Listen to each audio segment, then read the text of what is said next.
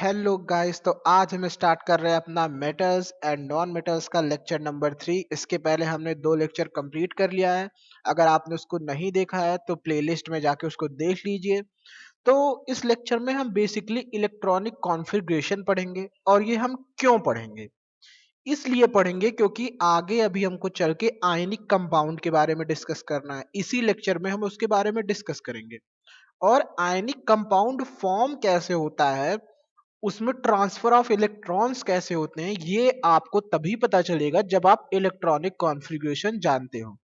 और इसमें से कई बच्चे कहेंगे कि सर हमने तो 9th में पढ़ा था, लेकिन मुझे पता है कि केवल 10% बच्चे ही 9th में इसको पढ़े होंगे और तो सब वैसे छोड़ दिए होंगे। तो इसीलिए हम इसको फिर से थोड़ा रिवाइज करेंगे, इलेक्ट्रॉनिक कॉन्फ़िगरेशन जानेंगे। उसके बाद हम आयनिक बॉन्ड के बारे में जानेंगे, आयनिक बॉन्ड होता क्या, आयनिक कंपाउंड क्या होते हैं, पूरा अच्छे से डिस्कस करेंगे। फिर क्या होता है, उसके बाद हम कुछ प्रॉपर्टीज भी देखेंगे, आयनिक कंपाउंड्स की क्या प्रॉपर्टीज है। जैसे अभी इसके प्रीवियस लेक्चर में हमने क्या देखा था, मेटल की हमने फिजिकल प्रॉपर्टी देखी थी, केमिकल प्रॉपर्टी देखी थी। तो इसके बाद हम आयनिक कंपाउंड्स के बारे में डिस्कस करेंगे। एक तरह का और कंपाउंड होता है कोवैलेंट कंपाउंड, मतलब जो शेयरिंग ऑफ इलेक्ट्रॉन से बनता है। हो सकता है अभी कुछ ना समझ में आ रहा हो, लेकिन रुको, अभी धीरे धीरे हम पूरे अच्छे से समझेंगे, उसको कवर करेंगे। और इसके बाद हमारा कार्बन वाला चैप्टर है, कार्बन वाले चैप्टर को भी हम बहुत अच्छे से करेंगे। तो बने रहिए आप चैनल के साथ, सब्सक्राइब कर लीजिए, बेल आइकन दबा दीजिए ताकि आपको वीडियो मिलती रहे। तो स्टार्ट करते हैं हम। तो एक लोग थे बोर। बोर जो थे उन्होंने कहा था कि जो हमारे क्या होते हैं, एटम्स होते हैं या फिर जो हमारे एलिमेंट्स होते हैं, उनके जो इलेक्ट्रॉन्स होते हैं वो न्यूक्लियस के चारों तरफ रिवॉल्व करते हैं। ठीक है, न्यूक्लियस के, ये स्पेलिंग गलत हो गई अकॉर्डिंग की। अरे यार, तुम लोग स्पेलिंग पे ज्यादा ध्यान मत दिया करो, समझे? इमोशन को समझा करो, स्पेलिंग पे ज्यादा ध्यान मत दिया करो, इमोशन को समझा करो कि आखिर कहना क्या जा रहे हैं। तो देखो, एक साइंटिस्ट थे बोर, उन्होंने क्या कहा कि जो हमारे एलिमेंट्स होते हैं उसके क्या होता है, उनके अंदर जो इलेक्ट्रॉन्स होते हैं वो न्यूक्लियस, न्यूक्लियस मान लो ये तुम्हारा न्यूक्लियस है, उसके चारों ओर वो एक किसी पाथ में रिवॉल्व करते हैं। पाथ, पाथ मतलब जानते हो, रास्ता, मतलब सर्कुलर पाथ में रिवॉल्व करते हैं। अभी के लिए इतना जानो कि वो सर्कुलर पाथ में रिवॉल्व करते हैं। और इस पाथ को हम कहते हैं सेल, सेल कहते हैं, या फिर इसी को हम कहते हैं एनर्जी लेवल। समझ में आया? ये देखो, ये जो फिगर दिख रही है ना, इसमें देखो ये जो सर्कुलर सर्कुलर शेप का बना है, इसको हम क्या कहते हैं, सेल। और इसी में हमारे इलेक्ट्रॉन्स रिवॉल्व करते हैं, इसी में हमारे इलेक्ट्रॉन्स घूमते हैं। ठीक है, जो हमारे बोर्ड थे उन्होंने यही कहा था। तो उन्होंने जो ये पाथ दिया वो एक फिक्स्ड पाथ दिया, कि मतलब जो पाथ होते हैं वो फिक्स्ड होते हैं, और उनका उन्होंने नाम दिया। क्या दिया? और उनका उन्होंने जो नाम दिया, एक दिया के सेल, फिर दिया एल सेल, एम सेल और एन सेल। उन्होंने ये नाम दिया। इसके आगे भी होता है बट तुम्हें अभी उतना जानने की जरूरत नहीं है, अभी हमको इसी चारों से बेसिकली मतलब है। और मैं तुम्हें रियलिटी बताऊं, इस चारों से भी मतलब नहीं हो तुम्हें, केवल इस इतने में के एल और एम में तुम्हारा एनसीईआरटी का सब कुछ कवर हो जाएगा। समझ में आया? तो ये जो फर्स्ट सेल, जो न्यूक्लियस के सबसे पास वाला, ये जो एनर्जी लेवल है, जो किस कलर से, स्काई ब्लू कलर से बना हुआ है, उसको हम कहते हैं के सेल। अरे कोई कलर नहीं होता, ये बस मैंने डिस्टिंग्विश करने के लिए इसको बना दिया है। ठीक है, तो ये जो पाथ है स्काई ब्लू वाला, इसको हम कहते हैं के सेल। इसके ऊपर मतलब इसके बाद वाला जो सेल है, इसको हम कहते हैं एल सेल। फिर इसके ऊपर जो ये पर्पल वाला है, इसको हम कहते हैं एम सेल। और ये जो रेड वाला है, इसको हम कहते हैं एन सेल। समझ में आया? अब इन सेल की कुछ खासियत होती है, ऐसे ही नहीं बना दिया गया सेल को।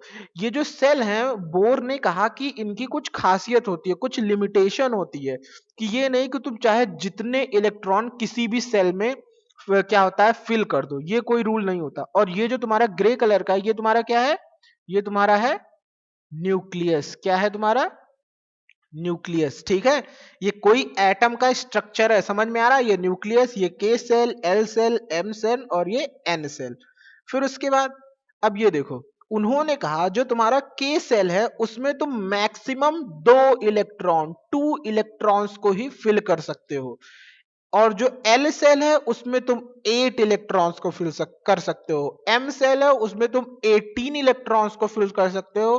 और जो तुम्हारा एन सेल है उसमें तुम मैक्सिमम 32 इलेक्ट्रॉन्स को फिल कर सकते हो। ये किसने बताया था? ये हमारे साइंटिस्ट बोर्स, जो हमारे साइंटिस्ट थे बोर, उन्होंने कहा कि आप के सेल में केवल 2 मतलब 2 इलेक्ट्रॉन फिल कर सकते हो, एल में 8, एम में 18 और एन में 32 मैक्सिमम। समझ में आया? अगर मान लो कि तुम्हारा के सेल फिल हो गया, 2 इलेक्ट्रॉन फिल हो गए, तो उसके बाद तुम एल सेल पे जाओगे, एल भी तुम्हारा टोटली फिल हो गया, तुम उसके बाद एम सेल पे जाओगे, एम सेल भी तुम्हारा टोटली फिल हो गया, तो उसके बाद एन सेल पे जाओगे। समझ में आया? मतलब एक ऑर्डर में तुम इलेक्ट्रॉन्स को फिल करोगे, ऐसे नहीं कि तुम डायरेक्ट गए तो इलेक्ट्रॉन को एन सेल में फिल कर दिया, ऐसे नहीं होता। पहले तुम के में फिल करोगे, फिर एल में फिल करोगे, फिर एम में फिल करोगे, फिर जाके एन में फिल करोगे। समझ में आया?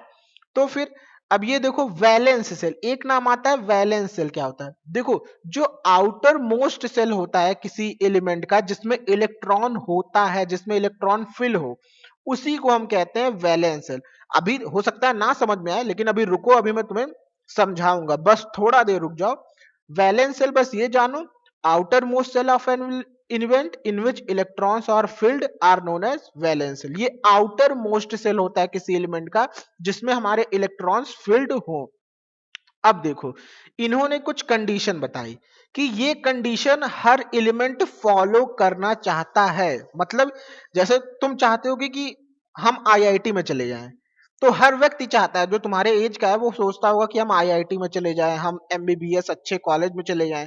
तो वैसे ही जो एटम्स है, जो तुम्हारे एलिमेंट्स हैं, वो क्या होता है, एक कंडीशन चाहते हैं। वो हमेशा क्या चाहते हैं कि हम स्टेबल रहें। क्या रहें? स्टेबल। मतलब अरे हर कोई चाहता है कि हम स्टेबल रहें, तुम भी चाहते हो कि हम स्टेबल रहें। मतलब तुम्हें सब कुछ बढ़िया खाना मिले, बढ़िया पीना मिले, बढ़िया सोने को मिले, सब कुछ मिले, मतलब तुम भी स्टेबल रहना चाहते हो। वैसे ही जो तुम्हारा एटम है वो भी स्टेबल रहना चाहता है।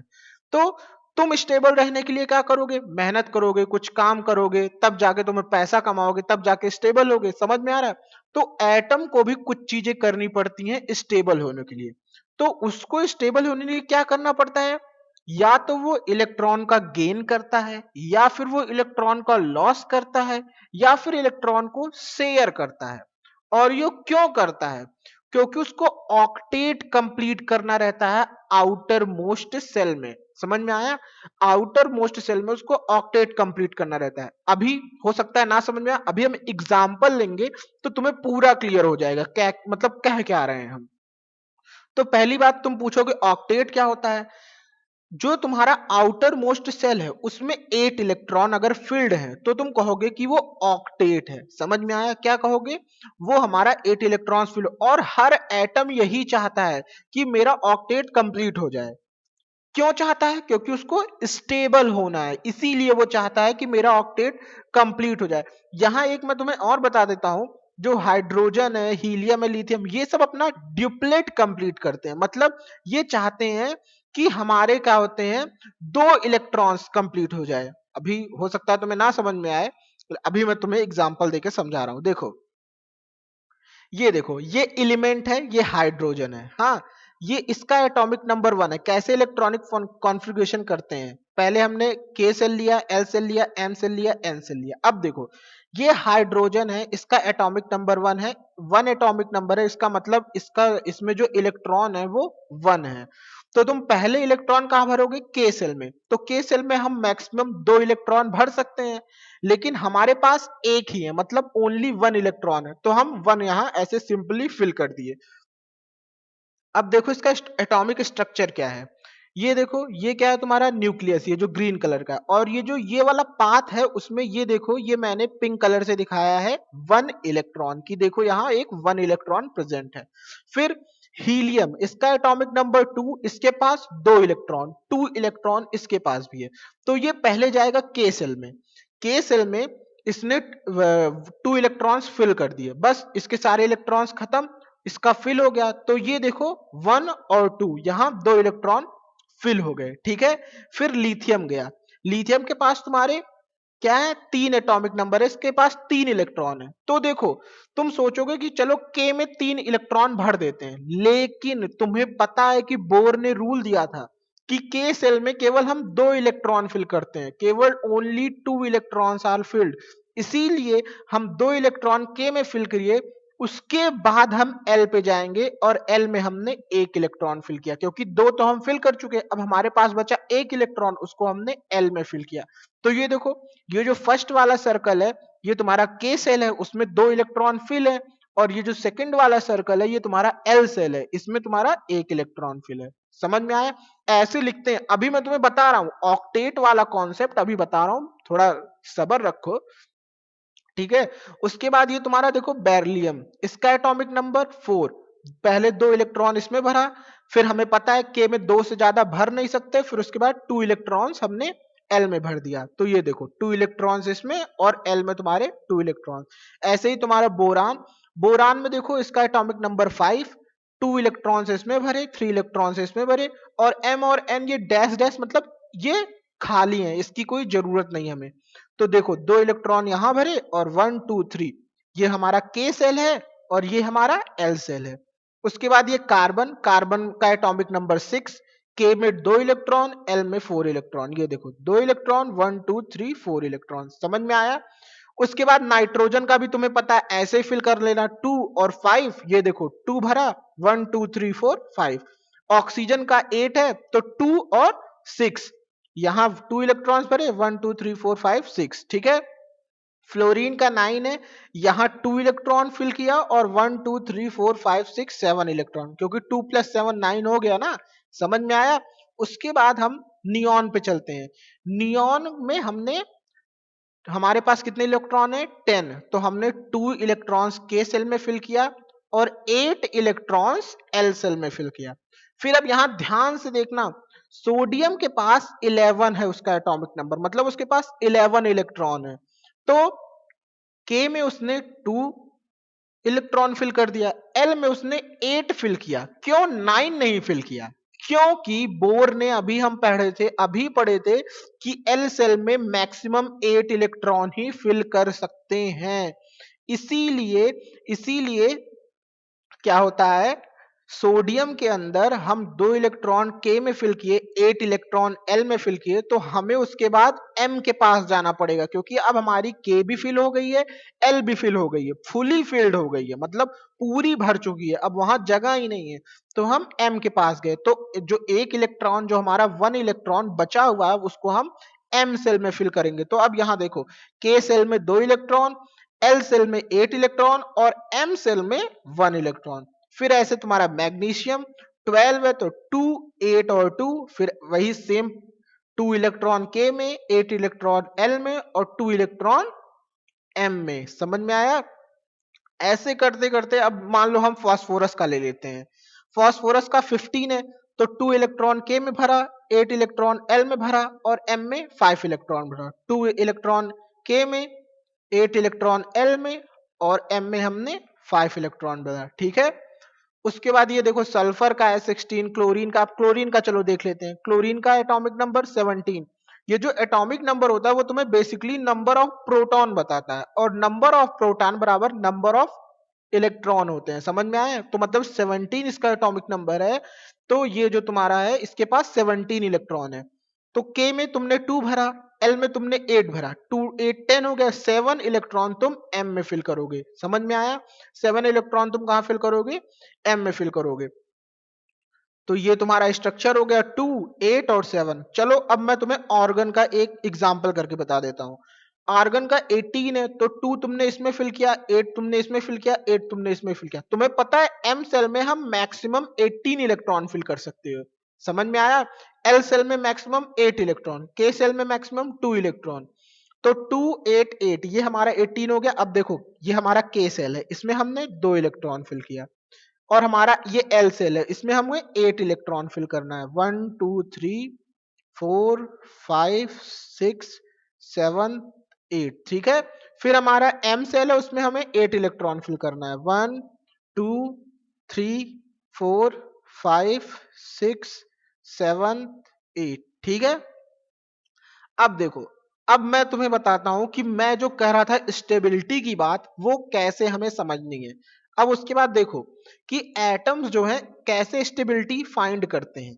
देखो, जो सोडियम होता है वो, उसका एटॉमिक नंबर 11 होता है। लेट से मैं एग्जांपल ले रहा हूं, उसका एटॉमिक नंबर 11 होता है, मतलब के एल एम एन। मैंने उसका इलेक्ट्रॉनिक कॉन्फ़िगरेशन किया, इसमें 2 फिल किया, इसमें 8 फिल किया, और एम सेल में उसके पास एक इलेक्ट्रॉन है। अब देखो, मैंने कहा था कि वैलेंस सेल क्या होता है। वैलेंस सेल क्या होता है? ये ऐसा सेल होता है, ये आउटर मोस्ट सेल होता है जिसमें इलेक्ट्रॉन हो। तो सबसे आउटर मोस्ट सेल जिसमें इलेक्ट्रॉन है वो क्या है तुम्हारा? एम है। ठीक है, वो क्या है तुम्हारा? अभी के लिए सोडियम जब है, क्या है तुम्हारा? एम है। ठीक है, तो ये वैलेंस सेल तुम्हारा हुआ, क्योंकि जो आउटर मोस्ट इलेक्ट्रॉन है वो तुम्हारे एम सेल में है। लेकिन मैंने कहा था कि हर एटम चाहता है कि वो अपने आउटर मोस्ट सेल में क्या करे? ऑक्टेट रखे, मतलब 8 इलेक्ट्रॉन्स को वो फिल करे। उसके वो चाहता है कि, मतलब ये जो सोडियम है वो चाहता है कि मेरे भी वैलेंस सेल में 8 इलेक्ट्रॉन हो। उसके लिए उसको क्या करना पड़ेगा? उसके लिए क्या कर सकता है? उसके पास ये एक इलेक्ट्रॉन है, इस एक इलेक्ट्रॉन के पास वो क्या होता है, तुम 7 इलेक्ट्रॉन ले आओ, मतलब वो क्या करे? 7 इलेक्ट्रॉन को गेन कर ले। पहली बात तो ये कर सकता है। ठीक है, जो सोडियम है वो कहेगा भैया मेरे वैलेंस सेल में 1 इलेक्ट्रॉन है, तो मुझे ऑक्टेट कंप्लीट करने के लिए 7 इलेक्ट्रॉन की रिक्वायरमेंट है।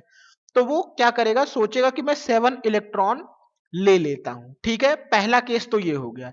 लेकिन दूसरा केस सोचो कि अगर ये जो एक इलेक्ट्रॉन है ये कहीं चला जाए, मतलब ये यहां से कहीं दूर चला जाए, यहां से भाग जाए, ये एक इलेक्ट्रॉन, सोचो अगर ये एक इलेक्ट्रॉन ये कहीं भाग जाए, तो फिर जो तुम्हारा वैलेंस सेल होगा वो एम नहीं एल हो जाएगा। क्यों?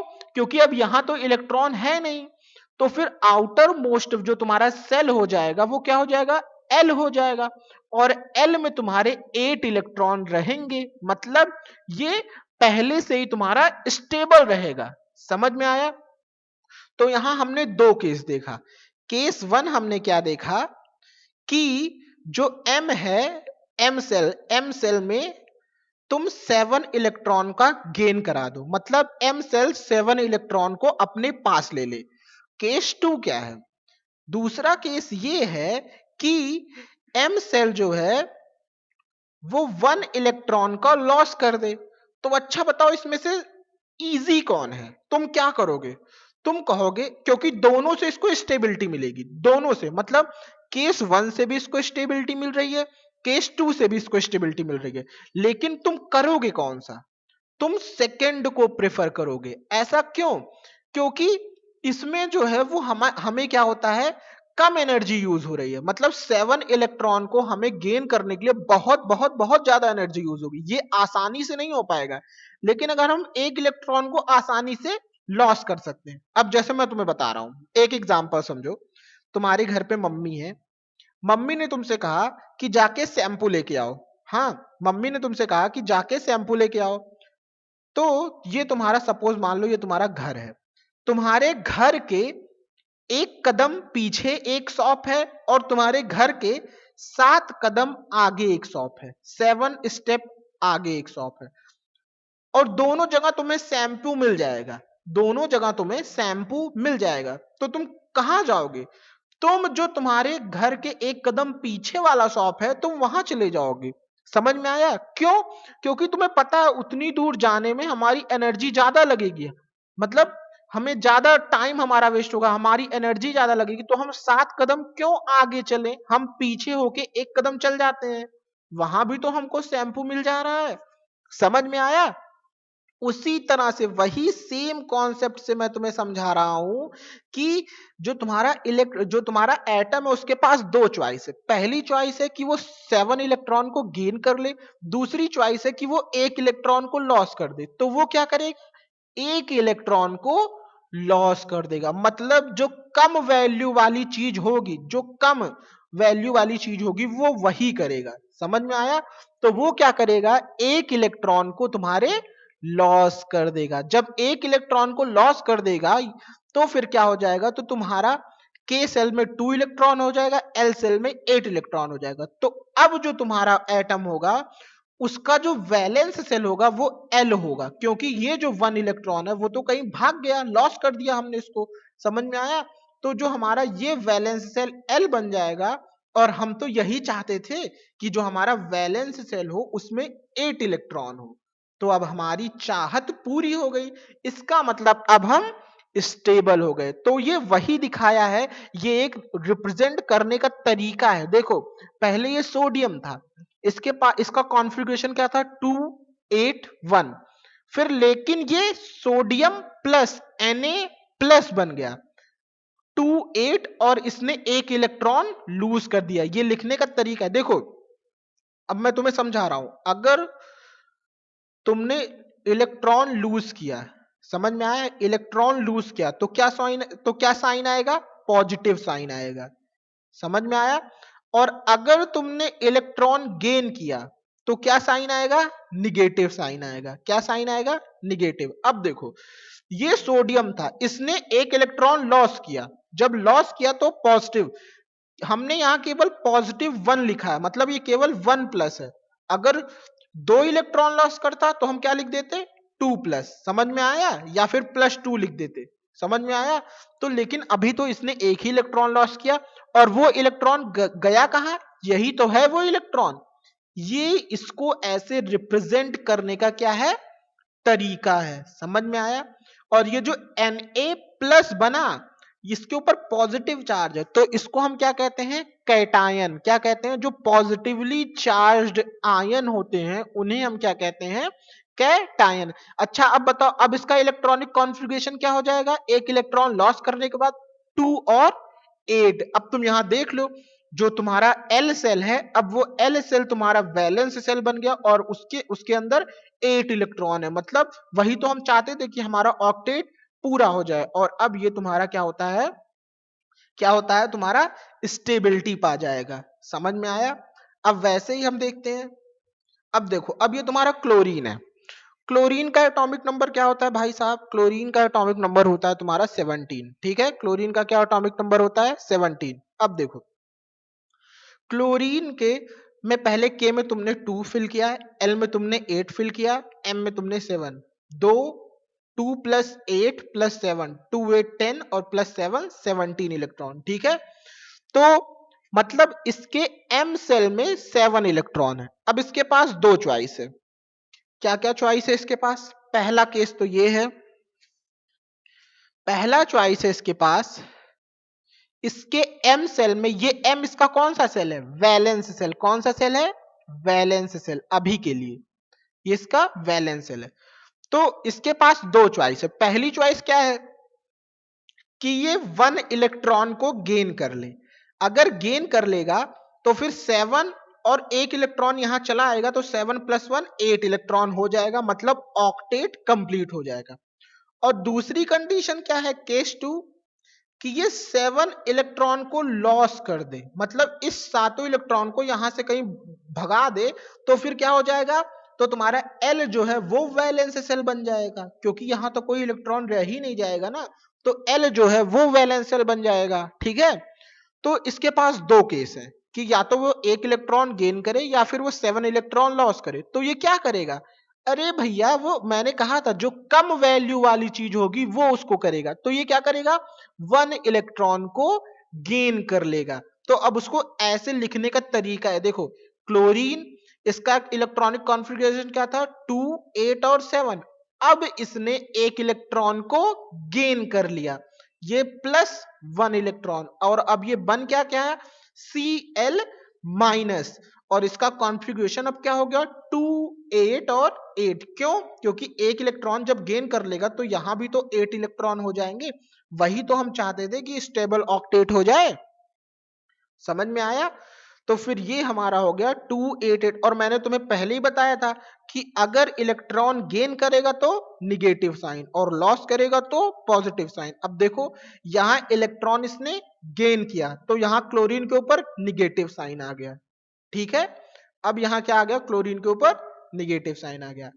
अब देखो ध्यान, मैं तुम्हें एक चीज बताता हूं, ये तो तुम्हें समझ में आ गया। अब मैं तुम्हें बताऊंगा कंपाउंड्स बनते कैसे हैं। ये मैंने तुम्हें क्यों बताया, आखिर इसकी जरूरत क्या थी। अब देखो हम NaCl का फॉर्मेशन देखेंगे। क्या देखेंगे? NaCl का फॉर्मेशन। अच्छा ये बताओ, तुमने अभी पढ़ा कि जो सोडियम है उसका इलेक्ट्रॉनिक कॉन्फ़िगरेशन 281 है। सोडियम का एटॉमिक नंबर 11 था, तो इसका इलेक्ट्रॉनिक कॉन्फ़िगरेशन 281, ठीक है। क्लोरीन का इलेक्ट्रॉनिक कॉन्फ़िगरेशन तुम्हारा 287 है, ठीक है। अब देखो, जो ये सोडियम है वो चाहता है कि वो एक इलेक्ट्रॉन लॉस करे ताकि उसका ऑक्टेट कंप्लीट हो जाए। अभी हमने पढ़ा, ये देखो, ये जो हमारा सोडियम है उसने एक इलेक्ट्रॉन का लॉस किया ताकि उसका ऑक्टेट। अच्छा ये लॉस करेगा क्यों? लॉस करेगा क्यों? ऐसे ही लॉस नहीं कर देगा। अगर तुम कोई चीज लॉस कर रहे हो तो कोई ऐसा व्यक्ति होना चाहिए जो उसको गेन करे, तभी तो तुम लॉस करोगे।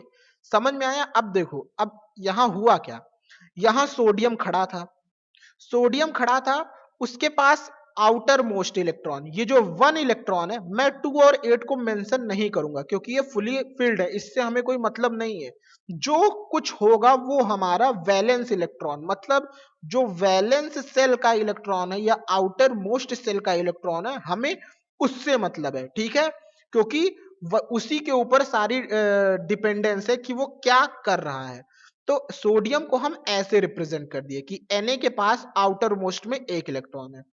ये चाहता है कि इस इलेक्ट्रॉन को ये लूज करे। क्यों चाहता है? ताकि ये 2 और 8 बन जाए और स्टेबल हो जाए। लेकिन ऐसे तो लूज कर नहीं सकता, तो अगर ये लूज करेगा तो कोई एक होना चाहिए उसको गेन करने के लिए। तो यहां Cl भी खड़ा था। Cl के पास आउटर मोस्ट में कितने इलेक्ट्रॉन है? 7। A1 2 3 4 5 6 और 7 इलेक्ट्रॉन। ये क्रॉस करके मैंने मतलब डिफरेंस करने के लिए इसके इलेक्ट्रॉन को सर्कल से बना दिया और इसके इलेक्ट्रॉन को क्रॉस से बना दिया। अब ये सोडियम कह रहा है कि मैं एक इलेक्ट्रॉन डोनेट करना चाहता हूं, मतलब लूज करना चाहता हूं। और यहां क्लोरीन खड़ा हुआ बैठा है, कह रहा है मुझे एक इलेक्ट्रॉन चाहिए, मुझे गेन करना है। तो ये दोनों आपस में मिल जाएंगे क्योंकि ये इसकी जरूरत पूरा कर रहा है और ये इसकी जरूरत पूरा कर रहा है। ये तुरंत अपने एक इलेक्ट्रॉन को इसको दे देगा, डोनेट कर देगा, या फिर अपने तरफ से Na एक इलेक्ट्रॉन को लूज कर देगा। यहां तुम इलेक्ट्रॉन लूज या फिर इलेक्ट्रॉन डोनेट भी कह सकते हो, मतलब हमने इलेक्ट्रॉन को दान में दे दिया। तो फिर यहां क्या हो गया, Na ने एक इलेक्ट्रॉन को लूज कर दिया या Na ने एक इलेक्ट्रॉन को डोनेट कर दिया Cl को। और Cl यही चाहता था, Cl के पास 7 था और उसको अगर एक इलेक्ट्रॉन और मिल गया तो 288 इसका भी हो जाएगा, मतलब ये जो है ये हमारा स्टेबल हो जाएगा। और इसका क्या हो जाएगा, 28 हो जाएगा। लॉस करने के बाद, डोनेट करने के बाद ये 28 में कन्वर्ट हो जाएगा। और ये 28 और 8 मतलब दोनों के आउटर मोस्ट सेल में ऑक्टेट कंप्लीट हो जाएगा। तो ये इसको ऐसे दे देगा, डोनेट कर देगा, और क्लोरीन इसको एक्सेप्ट कर लेगा, मतलब गेन कर लेगा। अब क्या होगा, जब ये इसको डोनेट कर देगा, मैंने तुम्हें बताया था जब लूज करता है या फिर डोनेट कर रहा है तो प्लस साइन आ जाएगा। तो तुम लिख दोगे Na प्लस और इसको ऐसे ब्रैकेट में बंद कर देना, ठीक है। और Cl गेन कर रहा है तो Cl को ऐसे लिखना 1 2 3 4 5 6 7, और ये जो ये इलेक्ट्रॉन है ये अब Cl के पास चला जाएगा, तो ये इसको ऐसे तुम लिख देना। अब इसके पास 8 इलेक्ट्रॉन हो गए। और मैंने तुम्हें बताया था जब कोई इलेक्ट्रॉन गेन करता है तो उसके ऊपर नेगेटिव साइन आता है, ठीक है। इसने क्या किया, इलेक्ट्रॉन को गेन किया तो इसके ऊपर नेगेटिव साइन, और इसको ऐसे लिख देना। ऐसे ये लिखने का तरीका है कि NaCl फॉर्म कैसे हुआ, ठीक है। तुम्हारा ऐसे तुम लिखोगे कि ऐसे जाके Na, अब ये Na प्लस और ये Cl माइनस दोनों मिलके तुम्हारे NaCl आयन का, मतलब NaCl आयनिक कंपाउंड का फॉर्मेशन कर देंगे। समझ में आया? इस तरह से जो होता है हमारे जो रिएक्शन होते हैं, जो हमारे कंपाउंड फॉर्म होते हैं, इस तरह से उसका पूरा प्रोसीजर होता है। समझ में आया? फिर अब हम देखेंगे MgCl2 का कैसे। देखो मैग्नीशियम का होता है 282, तो इसके आउटर मोस्ट सेल में 2 इलेक्ट्रॉन है, तो वो क्या कर सकता है, दो चीजें कर सकता है, या तो ये 2 इलेक्ट्रॉन को लूज कर दे या फिर ये 6 इलेक्ट्रॉन को गेन कर ले। तो ये कहेगा भैया हम 2 इलेक्ट्रॉन को लूज करेंगे। तो ये देखो Mg कन्वर्टेड इनटू Mg2+ और इसने 2 इलेक्ट्रॉन को लूज कर दिया। अब यहां देखो 2+ आया, क्यों? क्योंकि इसने 2 इलेक्ट्रॉन को लूज किया, 2 इलेक्ट्रॉन को। फिर वही Cl खड़ा था, Cl के पास क्या था, 287। Cl क्या करेगा, कहेगा मुझे 1 इलेक्ट्रॉन चाहिए, तो इसने 1 इलेक्ट्रॉन गेन करके Cl- बना लिया। ठीक है, अब यहां देखो, अब इसको तुम रिप्रेजेंट कैसे करोगे? अगर तुमसे कोई कह दे कि जो MgCl2 फॉर्म होता है उसका तुम रिप्रेजेंटेशन कैसे करोगे, तो तुम ऐसे करोगे। देखो यहां Mg के आउटर मोस्ट सेल में 2 इलेक्ट्रॉन है और Cl के आउटर मोस्ट सेल में 7 इलेक्ट्रॉन है, 1 2 3 4 5 6 7। ठीक है, लेकिन ये Cl कहेगा कि मुझे तो भैया एक ही इलेक्ट्रॉन चाहिए, और यहां ये Mg कहेगा लेकिन मैं तो 2 इलेक्ट्रॉन जब दूंगा तभी मैं स्टेबल हूंगा। तो ये Cl कहेगा कि चलो एक Cl को और बुला लेते हैं, तो 1 इलेक्ट्रॉन तुम मुझे दे देना और 1 इलेक्ट्रॉन तुम दूसरे वाले Cl को दे देना, तो इससे तुम भी बैलेंस हो जाओगे और हम भी मतलब स्टेबल हो जाएंगे, तुम भी स्टेबल हम भी स्टेबल हो जाएंगे। तो ये 1 इलेक्ट्रॉन इस क्लोरीन को दे दिया, 1 इलेक्ट्रॉन इस क्लोरीन को दे दिया। तो फिर अब जब 2 इलेक्ट्रॉन इसने दिया तो यहां देखो Mg2+ फॉर्म हो गया, क्योंकि इसने 2 इलेक्ट्रॉन दिया, मतलब 2 इलेक्ट्रॉन डोनेट किया या अपने घर से 2 इलेक्ट्रॉन को लूज कर दिया। और गेन किसने किया, Cl। तो Cl के पास अब 8 इलेक्ट्रॉन हो जाएंगे। देखो Cl 1 2 3 4 5 6 7 8, इसके पास 8 इलेक्ट्रॉन हो गए। अब देखो तुम कहोगे कि एक इसमें हमें पता है कि जब कोई इलेक्ट्रॉन गेन करता है तो माइनस साइन लगता है, हमने ये माइनस साइन लगा दिया, लेकिन ऐसे ऐसे 2 क्लोरीन के एटम है इसीलिए हमने नीचे 2 लगा दिया। समझ में आया? इसीलिए हमने नीचे 2 लगा दिया। जितने नंबर ऑफ एटम होंगे तुम उसके नीचे मतलब उसके बिलो पे तुम 2 लगा दोगे। अगर मान लो 3 होते, जैसे AlCl3 जब बनता है तो उसमें 3 क्लोरीन के एटम होते, तो हम यहां नीचे 3 लगा देते। समझ में आया? तो फिर इस तरह से वो क्या होता है, तुम्हारा कंपाउंड फॉर्म होता है। फिर तुम इसको ऐसे भी कह सकते हो कि ये क्या होता है, फाइनली तुम्हारा MgCl2 फॉर्म हो गया। ठीक है, उसके बाद हम नेक्स्ट देखते हैं आयनिक कंपाउंड होता क्या है। अरे अभी जो तुम सीख रहे हो, जो तुम बनाना सीख रहे हो MgCl2 और फिर ये जो NaCl, ये सब क्या है, ये सब आयनिक कंपाउंड। ये क्या है, आयनिक कंपाउंड। अच्छा तुम यहां ध्यान से देखो, NaCl जो फॉर्म हो रहा है, जो उसमें तुम्हारा Na है वो तुम्हारा मेटल है, और जो तुम्हारा Cl है वो क्या है तुम्हारा, वो नॉन मेटल है। जो Cl है तुम्हारा नॉन मेटल है। मतलब यहां मेटल और नॉन मेटल के बीच क्या हो रहा है, ट्रांसफर ऑफ इलेक्ट्रॉन। क्या हो रहा है, ट्रांसफर। ट्रांसफर मतलब मैं अपना इलेक्ट्रॉन तुम्हें दे दे रहा हूं, शेयरिंग नहीं होती है। देखो शेयरिंग मतलब होता है कि तुम कुछ मुझे दे और तुम कुछ मुझे दो और मैं कुछ तुम्हें दूं, लेकिन यहां क्या हो रहा है, यहां ट्रांसफर हो रहा है, मतलब केवल सोडियम इसको दे रहा है, Cl से कुछ ले नहीं रहा है। ठीक है, तो ये क्या हो गया, ये तुम्हारा हो गया ट्रांसफर ऑफ इलेक्ट्रॉन।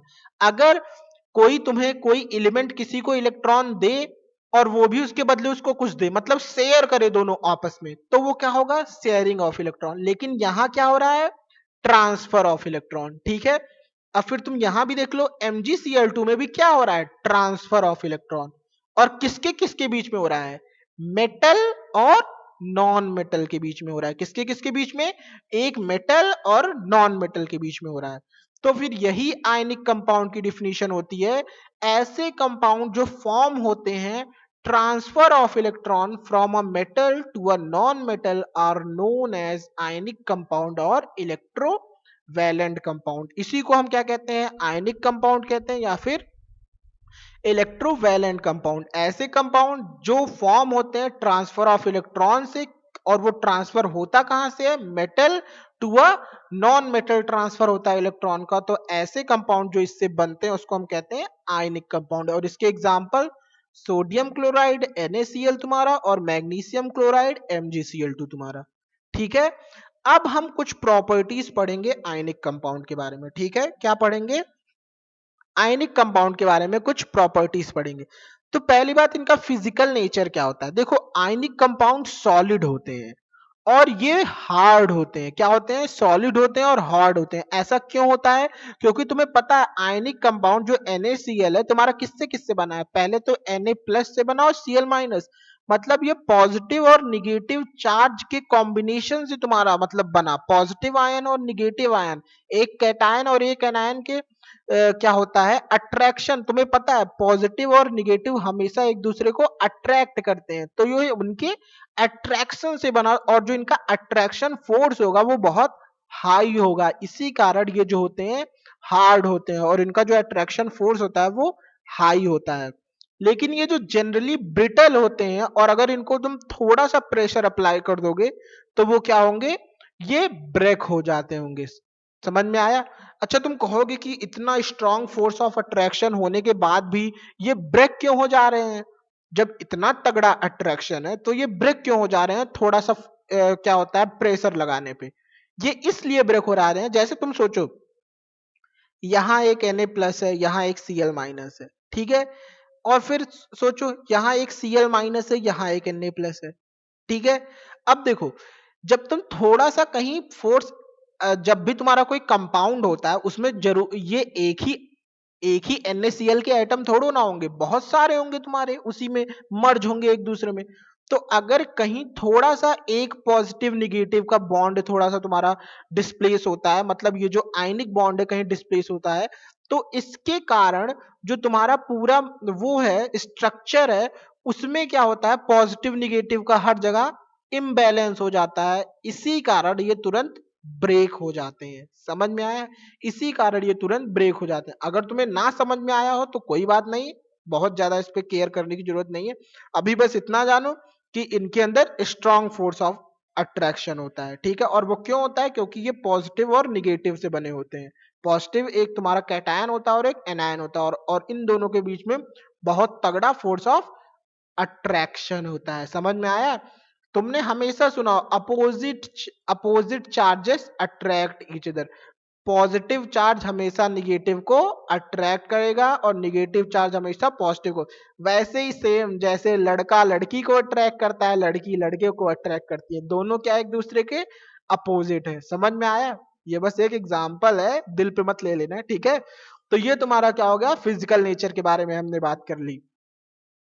उसके बाद हम मेल्टिंग एंड बॉइलिंग पॉइंट के बारे में, जो आयनिक कंपाउंड होते हैं उनकी high melting and boiling point होती है। क्यों? क्योंकि जब तुम उसमें बहुत ज्यादा तुम्हें एनर्जी देनी पड़ती है, इनके जो बॉन्ड है, इंटर आयनिक इंट्रैक्शन जो है उनको तुम्हें ब्रेक करने के लिए। इंटर आयनिक अट्रैक्शन ये क्या है? जो आयंस के बीच में, मतलब आयंस के अंदर जो अट्रैक्शन फोर्स होती है, वही जो मैंने तुम्हें बताया, जो कैटायन और एनायन के बीच में अट्रैक्शन फोर्स है उसी की बात कर रहे हैं। वो जो फोर्स होती है वो बहुत तगड़ी होती है, इसी कारण वो जल्दी टूटते नहीं। जब टूटेंगे नहीं तो मेल्ट कहां से होंगे? तो उसको मेल्ट करने के लिए हमें बहुत ज्यादा एनर्जी देनी पड़ती है, और बहुत ज्यादा एनर्जी देने के कारण उनके जो मेल्टिंग और बॉइलिंग पॉइंट है वो ऑब्वियसली बहुत ज्यादा हाई होंगे, क्योंकि हमें उनको बहुत एनर्जी देनी पड़ रही है उनको मेल्ट करने के लिए या बॉईल करने के लिए। और बेसिकली ये हो क्यों रहा है? क्योंकि उनके अंदर स्ट्रॉन्ग इंटर आयनिक अट्रैक्शन फोर्स है, ठीक है? उसके बाद हम सॉल्युबिलिटी की बात करेंगे। इलेक्ट्रोवैलेंट, अरे ये इलेक्ट्रोवैलेंट क्या है? अरे भैया, आयनिक का दूसरा नाम ही है इलेक्ट्रोवैलेंट कंपाउंड। जैसे किसी किसी का नाम होता है छोटू, घर पे सब उसे छोटू बुलाते हैं और बाहर सब उसे मोहन बुलाते हैं, दो दो नाम है ना। वैसे ही आयनिक कंपाउंड का भी दो नाम है, उसको हम आयनिक बुला सकते हैं और इलेक्ट्रो वैलेंट भी बुला सकते हैं। समझ में आया? आयनिक और इलेक्ट्रो वैलेंट भी बुला सकते हैं। तो सॉल्युबिलिटी क्या है? मतलब ये जो आयनिक और इलेक्ट्रो वैलेंट कंपाउंड होते हैं वो जनरली वाटर के अंदर सॉल्युबल होते हैं। लेकिन केरोसिन, पेट्रोल, केरोसिन क्या होता है? अरे भैया, मिट्टी का तेल होता है, मिट्टी का तेल। केरोसिन, पेट्रोल, इन सब में इनसॉल्युबल होते हैं, मतलब उसमें ये क्या होता है? सॉल्युबल नहीं होते हैं। फिर उसके बाद हम कंडक्शन ऑफ इलेक्ट्रिसिटी पढ़ेंगे। कंडक्शन मतलब ये क्या? आयनिक जो हमारे कंपाउंड है वो इलेक्ट्रिसिटी कंडक्ट करते हैं। तो चलो पढ़ते हैं। देखो, जैसे NaCl क्या है तुम्हारा, एक आयनिक कंपाउंड है, और ये बेसिकली क्या है, नमक, जो तुम्हारे घर में नमक यूज होता है वो NaCl ही है, कॉमन सॉल्ट इसको कहते हैं। तो NaCl को तुम अगर अपने घर में तुम NaCl को लो, एक मग के अंदर या फिर एक गिलास के अंदर लो और उसके अंदर वाटर डाल दो, क्या डाल दो, वाटर डाल दो, मतलब नमक और पानी का एक तुम सॉल्यूशन बना लो, तब अगर तुम उसमें इलेक्ट्रिसिटी कंडक्ट करोगे तो वो कंडक्ट हो जाएगी। और ऐसा क्यों होगा, क्योंकि जब नमक और पानी में तुम उसको नमक को पानी में मिलाओगे तो वो आयंस फॉर्म कर देंगे, Na प्लस आयन और Cl माइनस आयंस फॉर्म कर देंगे। और हमने ये पहले ही पढ़ा था कि एक्वस सॉल्यूशन में या लिक्विड सॉल्यूशन में जो तुम्हारा कंडक्शन होता है इलेक्ट्रिसिटी का, वो किसके थ्रू होता है, आयंस के थ्रू होता है। तो फिर वो तुम्हारे क्या होंगे, इलेक्ट्रिसिटी कंडक्ट कर जाएंगे। लेकिन लेकिन अगर तुम केवल NaCl लोगे, मतलब उसमें तुमने वाटर को नहीं मिलाया, केवल NaCl ऐसे ले लिया तुमने, छोटे छोटे छोटे NaCl तुमने नमक केवल ले लिया, और अब तब उसमें तुम इलेक्ट्रिसिटी पास करोगे तो वो पास नहीं होगा। और क्यों नहीं पास होगा, क्योंकि हमें पता है कि सॉलिड के अंदर आयंस मूव नहीं कर पाएंगे, और जब आयंस मूव नहीं कर पाएंगे तो फिर इलेक्ट्रिसिटी कंडक्ट नहीं होगी। वही बात यहां कही गई है कि ionic compound in the solid state do not conduct electricity because movement of ions in the solid is not possible due to their rigid structure. मतलब ये हार्ड होते हैं। अगर तुम केवल नमक डाल, मतलब केवल तुमने सॉल्ट को यहां डाला, नमक को डाला, और उसमें तुमने वायर लगा के सोचा इसको इलेक्ट्रिसिटी कंडक्ट करा दे, तो वो नहीं कंडक्ट होगा। और इसी नमक में अगर तुम पानी मिला दोगे तो फिर क्या होगा, वो कंडक्ट करने लगेगा। क्यों कंडक्ट करने लगा, क्योंकि अब वो अपने आयंस में ब्रेक हो जाएगा। ठीक है, उसके बाद नेक्स्ट पॉइंट देखो, लेकिन वही नमक, उसी उसी तुम्हारे सॉल्ट को अगर तुमने खूब हीट किया, खूब हीट किया, खूब हीट किया, इतना हीट कर दिया कि उसका मॉल्टेन फॉर्म बन गया, मतलब मेल्टिंग, जैसे तुम कोई चीज मेल्ट हो जाती है ना, वो वाली जो फॉर्म होती है, उस तरह वो मॉल्टेन फॉर्म हो गया। अब जब मॉल्टेन फॉर्म में वो कन्वर्ट हो जाएगा तो फिर उसके अंदर इलेक्ट्रिसिटी, उसके अंदर अब आयंस मूव होने लगेंगे, क्योंकि अब जो उसका रिजिड स्ट्रक्चर था, वो जो उसका रिजिड मतलब सॉलिड वाला स्ट्रक्चर था, वो खत्म हो गया। अब वो मॉल्टेन फॉर्म में आ गया, तो अब उसमें आयंस मूव कर सकते हैं। और जब आयंस मूव कर सकते हैं तो ऑब्वियस बात है कि इलेक्ट्रिसिटी तुम्हारी कंडक्ट हो जाएगी। क्या हो जाएगी, इलेक्ट्रिसिटी कंडक्ट हो जाएगी। वही यहां बात लिखी है कि मॉल्टेन स्टेट में जो तुम्हारे आयनिक कंपाउंड होते हैं वो इलेक्ट्रिसिटी कंडक्ट कर देते हैं। और ऐसा क्यों करते हैं, this is possible in the molten state since the electrostatic force of attraction between the oppositely charged ions are overcome due to the heat। मतलब पहले जो NaCl जो ऐसे तुम्हारा बंधा हुआ था आपस में, हीट करने के कारण, बहुत ज्यादा हीट करने के कारण ये Na प्लस और Cl माइनस में टूट गया, और इसका जो फॉर्म हो गया वो तुम्हारा मॉल्टेन हो गया, और अब ये आयंस आराम से मूव कर सकते हैं। वही मैं कह रहा हूं कि जो मॉल्टेन स्टेट में है, उस आयनिक कंपाउंड अगर मॉल्टेन स्टेट में है तो वो क्या करेगा, तुम्हारा इलेक्ट्रिसिटी को कंडक्ट कर देगा। फिर उसके बाद हम कुछ इंपॉर्टेंट क्वेश्चन देखते हैं। कुछ इंपॉर्टेंट क्वेश्चन, पहले तुम्हें कहे हैं कि डॉट स्ट्रक्चर बनाओ सोडियम का, ऑक्सीजन का और मैग्नीशियम का। देखो डॉट स्ट्रक्चर कुछ होता नहीं है। देखो डॉट स्ट्रक्चर में केवल तुम वैलेंस इलेक्ट्रॉन को शो करते हो। किसमें शो करते हो, जनरली तुम किसको शो करते हो, वैलेंस इलेक्ट्रॉन को। जैसे जो तुम्हारा सोडियम, उसका एटॉमिक नंबर 11 है, तो इसका कॉन्फ़िगरेशन क्या हो जाएगा, 2, 8 और 1। तो इसमें जो वैलेंस इलेक्ट्रॉन है वो तुम्हारा क्या है, 1। वैलेंस सेल में जो इलेक्ट्रॉन होता है उसको हम वैलेंस इलेक्ट्रॉन बोलते हैं। और इसमें वैलेंस सेल क्या है, जो तुम्हारा ये K है, ये L है, ये M है, ये तुम्हारा वैलेंस सेल है। वैलेंस सेल में एक इलेक्ट्रॉन है। तो इलेक्ट्रॉन डॉट स्ट्रक्चर में हम वैलेंस सेल वाले इलेक्ट्रॉन को केवल रिप्रेजेंट करते हैं। ठीक है, तो हम यहाँ क्या लिख देंगे, इसको रिप्रेजेंट कैसे करेंगे, Na, और इसके ऊपर एक इलेक्ट्रॉन बना देंगे, बस। यही तुम्हारा हो गया electron dot structure of Na, मतलब सोडियम। अब मैं कहूं ऑक्सीजन का इलेक्ट्रॉन डॉट स्ट्रक्चर बनाओ, तो तुम लिखोगे ऑक्सीजन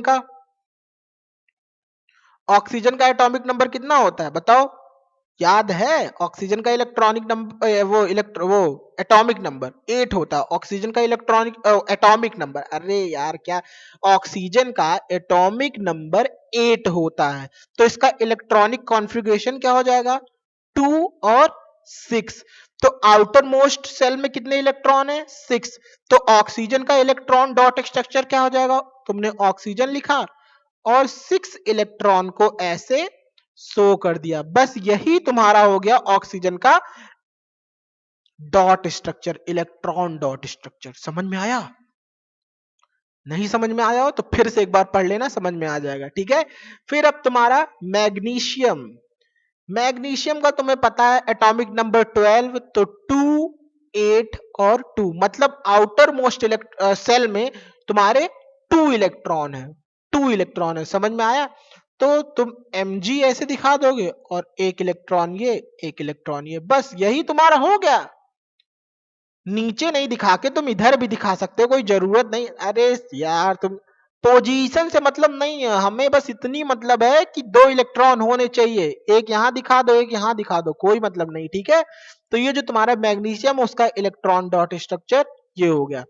और कहीं कहीं अगर तुम्हारी जो तुम्हारी जीभ है वो स्लिप हो जाती है, मेरी जीभ कहीं कहीं स्लिप हो जाती है, तो उसको बहुत ज्यादा लेके वो मत करो, ठीक है। उसको अपने आप से कुछ अपना भी दिमाग लगाओ, कुछ समझ लिया करो, ठीक है। फिर हम नेक्स्ट देखते हैं, क्वेश्चन हमारा नेक्स्ट क्या है, so the formation of NaO नहीं Na2O होता है, ठीक है। So the formation of Na2O and MgO by the transfer of electron. अरे यार यही वो क्या कह रहे हैं, यही कह रहे हैं, जो ऐसे मैं ऐसे इसको करके दिखाया हूं ना, उसी को कह रहे हैं कि भैया इसी इसी तरह से एकदम ऐसे हमको दिखा दो भैया, हम बहुत खुश हो जाएंगे। एनसीईआरटी वाले यही कह रहे हैं कि हमको यही चाहिए, जो हम करके अभी दिखाए थे वही हमको बना के दिखा दो। चलो ठीक है, तो बनाते हैं, तुम्हारे खुशी के लिए हम जान भी दे देंगे। तो फिर बनाते हैं हम। फिर हमें बनाना है Na2O, तो इसको बनाएंगे कैसे, देखो सोडियम के 2 एटम है Na2, तो तुम सोडियम के 2 एटम बना लो, Na1 और Na1। और तुम्हें पता है सोडियम का डॉट स्ट्रक्चर में केवल एक इलेक्ट्रॉन ऊपर रहता है, मतलब एक ही इलेक्ट्रॉन इसके वैलेंस सेल में होता है। तुम्हें पता है ना सोडियम का क्या होता है, 281। तो इसके डॉट स्ट्रक्चर में हम केवल, मैंने तुम्हें बताया था कि हम केवल आउटर मोस्ट सेल को इलेक्ट्रॉन को शो करते हैं, हमें इन अंदर वाले से मतलब नहीं है, क्योंकि ये पूरे फुली फिल्ड है, ये कुछ डिटरमाइन अभी हमारी नहीं करेंगे, ठीक है।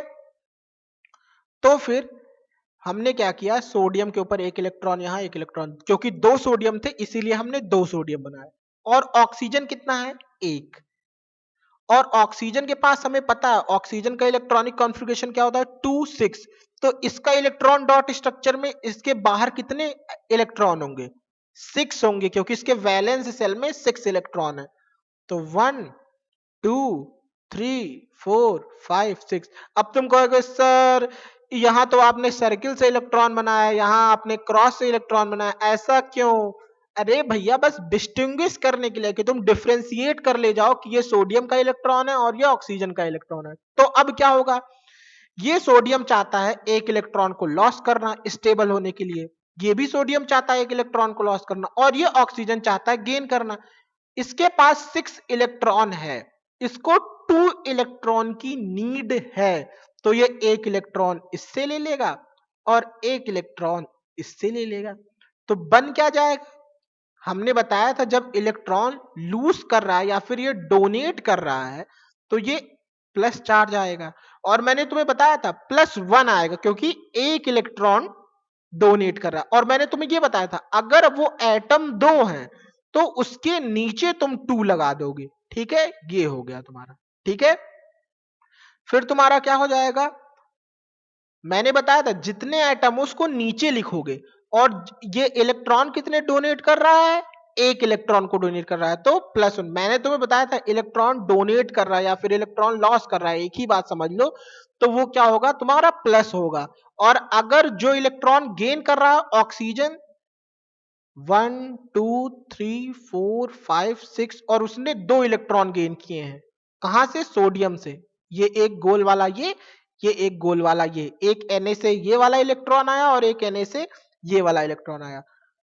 और मैंने तुम्हें बताया था ऑक्सीजन ने कितने इलेक्ट्रॉन गेन किए, 2 इलेक्ट्रॉन गेन किए, तो यहां क्या आ जाएगा -2। और ऑक्सीजन का कितना एटम है 1, तो यहां 1 लिख दे, कोई जरूरत नहीं, क्योंकि ये अंडरस्टैंडेबल है कि ये जो ऑक्सीजन है वो 1 ही है। अगर 2 होते तो हम 2 लिख देते, लेकिन 1 लिखने की कोई जरूरत नहीं है। तो ये तुम्हारा क्या हो गया है, Na2O का तुम्हारा क्या हो गया, ट्रांसफर ऑफ इलेक्ट्रॉन से हमने फॉर्मेशन दिखा दिया। फिर तुम इसको ऐसे लिख सकते हो, एक एरो बना के तुम लिख दो Na2O, बस तुम्हारा क्या होता है, खत्म। बस तुम्हारा ये आंसर, ये क्वेश्चन हो जाएगा। ठीक है, फिर ऐसे ही हम MgO का देख लेते हैं।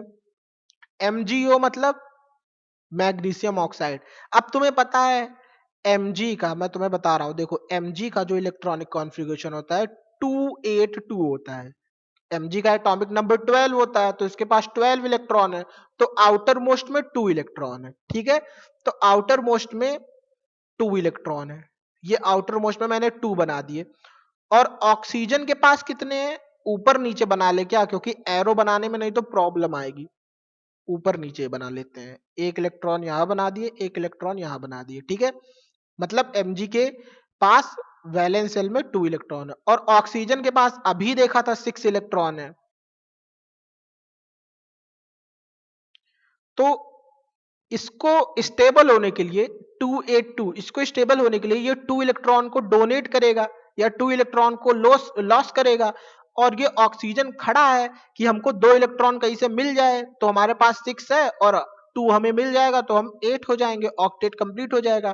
तो ये 1 इलेक्ट्रॉन इससे ले लेगा, और यहाँ ये वही Mg से ही ये 1 इलेक्ट्रॉन, ऐसे करके वो दोनों इलेक्ट्रॉन को Mg से ले लेगा। तो तुम्हारा फॉर्मेशन कैसे होगा, Mg, अब यहां देखो ये 2 इलेक्ट्रॉन डोनेट कर रहा है, 2 इलेक्ट्रॉन को लूज कर रहा है, तो ये क्या हो जाएगा, 2 प्लस हो जाएगा। समझ में आया, और ये तुम्हारा ऐसे लिख दोगे।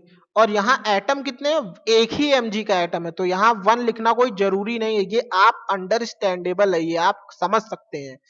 तो फिर ऑक्सीजन कितना है, ऑक्सीजन के पास कितने इलेक्ट्रॉन है, 4, 6 और 2 इसको यहां से मिल जाएंगे, तो 8 इलेक्ट्रॉन हो जाएंगे। 1 2 3 4 5 6 और ये 2, 8 इलेक्ट्रॉन इसके पास हो जाए।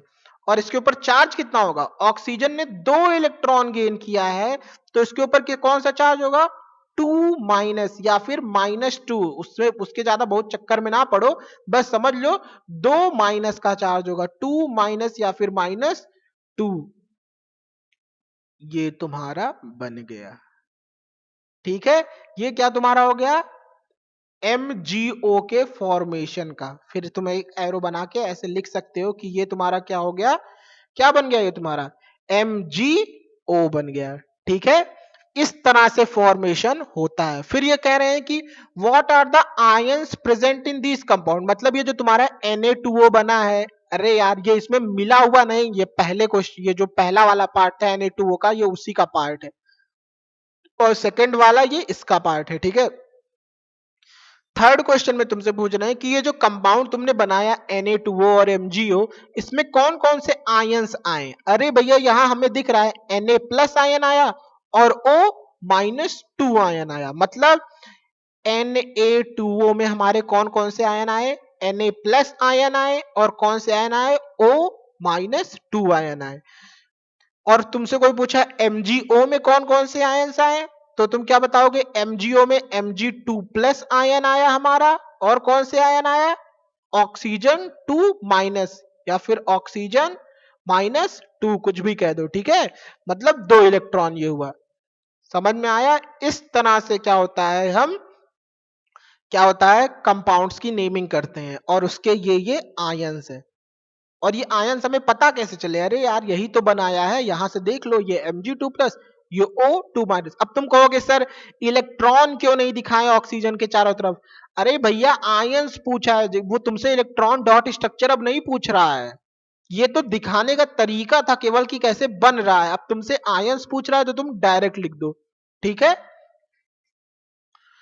फिर उसके बाद हम चलते हैं नेक्स्ट क्वेश्चन पे, why do ionic compounds have high melting point. अरे यार अभी देखे थे, उनके अंदर बहुत तगड़ा फोर्स ऑफ अट्रैक्शन होता है, इसीलिए बहुत ज्यादा एनर्जी देनी पड़ती है उनको मेल्ट करने के लिए। यही तो था, इंटर आयनिक अट्रैक्शन उनके बीच में बहुत तगड़ा होता है। बस यही है इसका आंसर, पढ़ लेना, इसको इंग्लिश में लिखा है, ठीक है।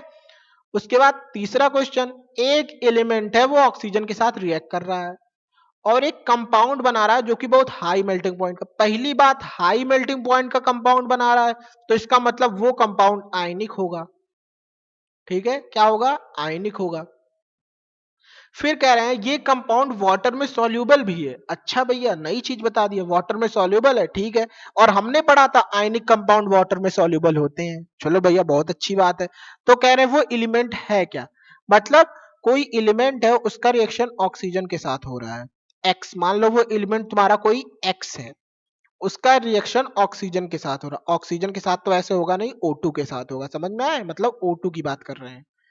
और एक कंपाउंड कोई बन रहा है, वो कंपाउंड जो बन रहा है उसका मेल्टिंग पॉइंट बहुत हाई है, वो वाटर के अंदर सॉल्युबल है। अब देखो, अगर एक्स की जगह तुम कैल्शियम रखोगे, ठीक है, चलो रख के देखते हैं। एक्स की जगह कैल्शियम रखे, Ca+O2 क्या बन जाएगा? Calcium oxide, CaO। इसके इसके 2 लगा दो, यहाँ 2 लगा दो, ठीक है, बैलेंस हो गया, कैल्शियम ऑक्साइड बन गया। अगर तुम इसका वाटर के साथ रिएक्शन करा दिए, कह रहे हैं कि अगर ये कंपाउंड वाटर में सॉल्युबल है तो तुम्हें पता है ये कैल्शियम हाइड्रोक्साइड बन जाता है। अरे ये तो हमने पहले भी पढ़ा है, और ये सॉल्युबल भी होता है। बस बस बस, आंसर मिल गया, पहला आंसर सही, बस और कहीं आगे बढ़ने की जरूरत ही नहीं है। तुम्हारा जो पहला ऑप्शन है वही तुम्हारा सही है। और तुम यहाँ एक चीज ध्यान से देख भी सकते हो कि ये जो कैल्शियम है, ये ऑक्सीजन के साथ कैल्शियम ऑक्साइड बनाया, और वाटर के साथ ये रिएक्शन हम पहले भी पढ़ चुके हैं। समझ में आया? ये रिएक्शन हम पहले भी पढ़ चुके हैं। तो ये कैल्शियम हाइड्रोक्साइड बनाया और ये वाटर में सॉल्युबल होता है। तो फर्स्ट ऑप्शन जो तुम्हारा एक्स मेटल था वो क्या है? तुम्हारा कैल्शियम है, ठीक है। तो बस आज के लिए इतना ही हम पढ़ेंगे। और अगर आपको इसमें कुछ कोई कंफ्यूजन है कहीं किसी पॉइंट पे, तो फिर क्या होता है, आप कमेंट बॉक्स में जरूर लिखिएगा। और देखो, अगर किसी किसी पॉइंट पे स्पेलिंग मिस्टेक हो जाती है या कोई छोटी चीज मिस्टेक हो जाती है तो वो बहुत बड़ी बात नहीं है, क्योंकि आप अब 10th में पहुंच गए हो तो आप उतना तो देख ही सकते हो, अपने आप से मैनेज कर सकते हो, ठीक है। तो तब तक के लिए पढ़ते रहिए, मस्त रहिए। और इसके बाद हम कार्बन एंड इट्स कंपाउंड भी शुरू करेंगे चैप्टर। तो चैनल को सब्सक्राइब कर दीजिए, बेल आइकन प्रेस कर दीजिए। जय हिंद, जय भारत।